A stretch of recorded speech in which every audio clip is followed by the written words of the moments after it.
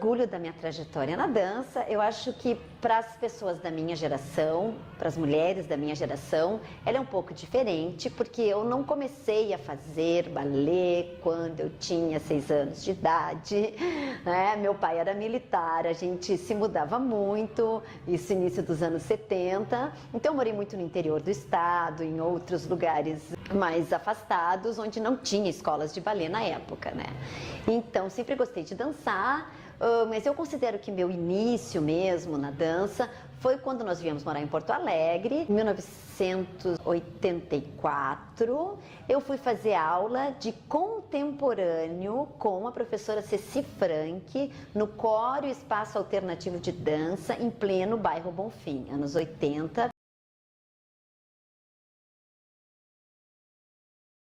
Bairro Bonfim, Porto Alegre, Córeo Espaço Alternativo de Dança.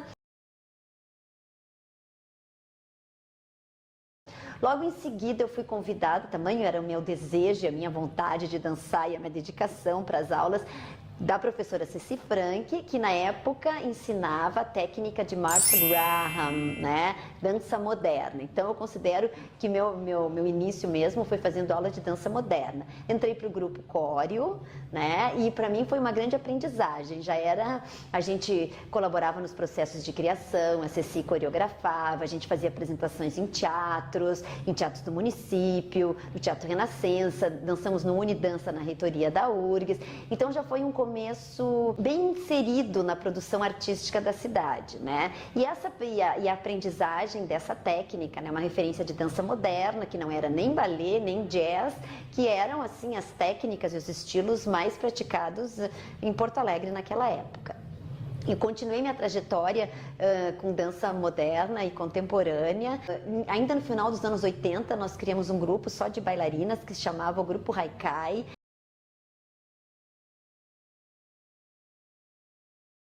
Não tinha nenhuma mestra, nenhuma coreógrafa, hoje a gente chamaria de um coletivo de mulheres, né? A gente fazia coreografia, a gente produzia espetáculos num bar chamado Porto de Elis, depois a gente chamou uma diretora de teatro, fizemos um espetáculo na Sala Corpo Santo, se chamava Maio. E depois a Eva Chu voltou de Curitiba, veio morar em Porto Alegre e o Grupo Haikai se desfez e eu comecei a fazer aulas com a Eva Chu, isso em 1992, 91, a Eva criou a Anima Companhia de... Não, 90! A Eva criou a Anima Companhia de Dança, eu fiz parte do primeiro elenco, das primeiras criações, um espetáculo muito importante que foi o Caixa de Ilusões, baseado na obra O Balcão do Jean Genet. Eu dancei uma personagem importante que era a Chantal.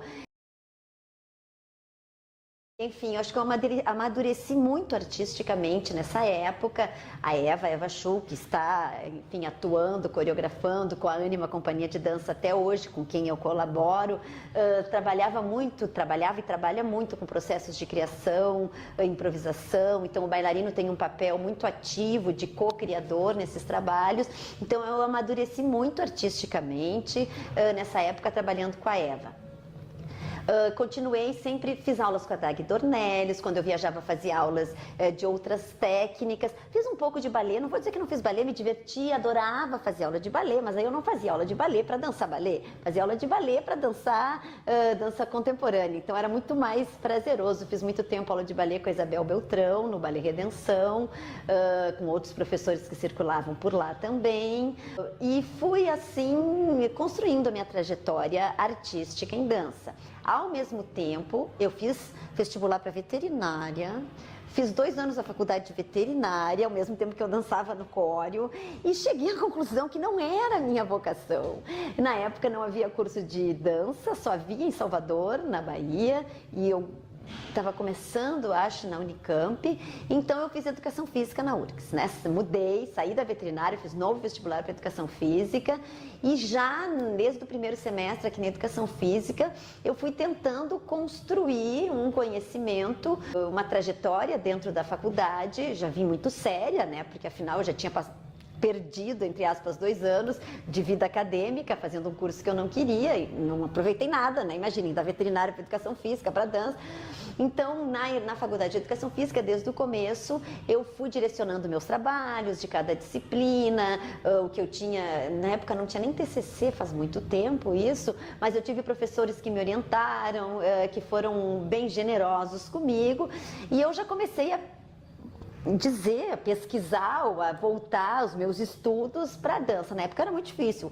Aí, atenção, não tinha internet, não tinha telefone celular, era a época do videocassete, só depois que começou o DVD. Então, cada vez que alguém viajava para fora, era muito caro viajar para o exterior, a gente comprava livros, tinha muito poucas publicações em dança em língua portuguesa. Então, assim, cada material que a gente conseguia era uma conquista. E a gente conseguia um vídeo, conseguia um livro, conseguia uma revista, tinha o Instituto Goethe aqui em Porto Alegre, que ainda tem uma biblioteca maravilhosa, onde a gente podia assistir os vídeos da Pina Bausch, sobre a história da dança alemã, Mary Wigman, um pouco do Laban, tinha uma revista que era Tanz Internacional, que era escrita em alemão e em inglês a gente conseguia ler, né? Então, assim, cada material era uma conquista, né? A Ceci também tinha uma biblioteca pessoal muito bacana, traduzia livros, assinava a Dance Magazine naquela época, nos emprestava livros. A gente via algumas sessões de filmes, de vídeos da Martha Graham no Instituto Cultural. Martha Graham, Instituto Cultural. Então, assim, eu estou falando um pouco sobre isso para as novas gerações se darem conta de como elas são privilegiadas no acesso à informação, né? E quando eu comecei, tudo era diferente, mas também tinha o seu charme, né? E a gente ficava muito feliz cada vez que a gente conseguia um material novo. Eu também tenho muito orgulho da minha trajetória, porque eu continuo dançando, a gente vai falar um pouquinho mais sobre isso, né?